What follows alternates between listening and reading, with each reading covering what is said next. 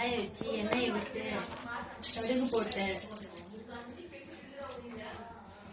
கடுகு, சீரகம், வெந்தயம், 2 வெந்தயம்,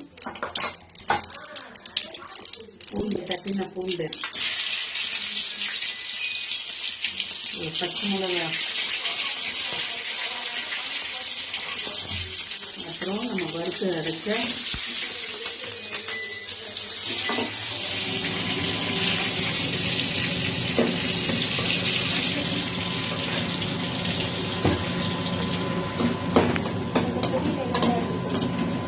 இந்த பொடியில மிளகு, சீரகம், ஒரே ஒரு 1/4 ஸ்பூன் சோம்பு, கடலைப்பருப்பு 1 ஸ்பூன், தனியா 1 ஸ்பூன் எல்லாம் ட்ரை ரோஸ்ட் பண்ணிட்டு மிக்ஸி பண்ணிக்கணும், பவுடர் பண்ணிக்கணும்.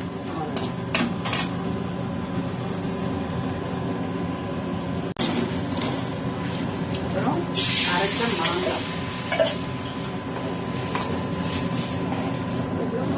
சுருவி அரைச்ச மாங்காய். மாங்காய் வந்து புளிப்புக்கு ஏற்ற மாதிரி, புளிப்பா இருந்ததுன்னா ஒரு மாங்காய் போடும். எங்க வீட்டில் ஒரு 10 பேருக்கு ரசம் இது. புளிப்பு இல்லைன்னா அந்த கிளிமொக்கு மாங்காய் மாதிரி கிடைச்சது அப்படின்னா அது சின்னதா இருக்கு, சைஸுக்கு ஏற்ற மாதிரி, புளிப்புக்கு ஏற்ற மாதிரி நீங்க போட்டுக்கணும். மஞ்சள் பொடி,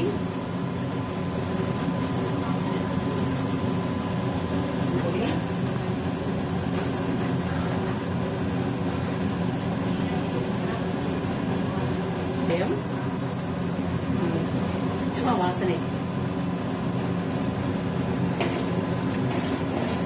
இது கொஞ்சம் நல்லா இது பண்ண உடனே மாங்காய் ஒரு கொதி வந்த உடனே தக்காளி கரைச்சி வச்சிருக்கோம்ல, தக்காளி, கொத்தமல்லி, இது பாருங்க. இதை வந்து அதில் விட்டு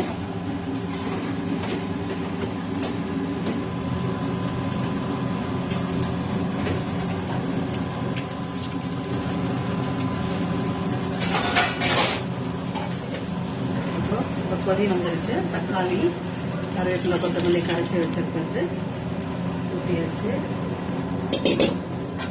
இப்போ தேவையான அளவுக்கு தண்ணி, உப்பு ஆட் பண்ணிக்கணும்.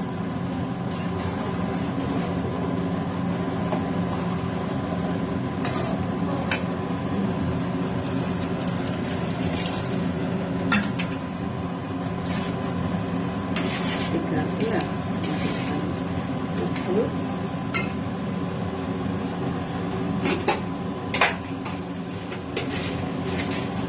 கல்லுப்பு போடுறேன், தேவையான அளவு.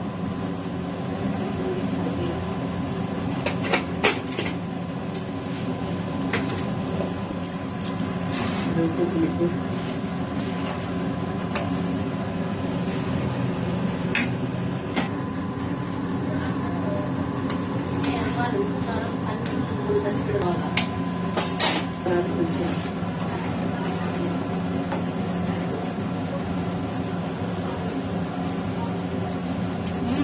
எல்லாம் நல்லா இருக்கு.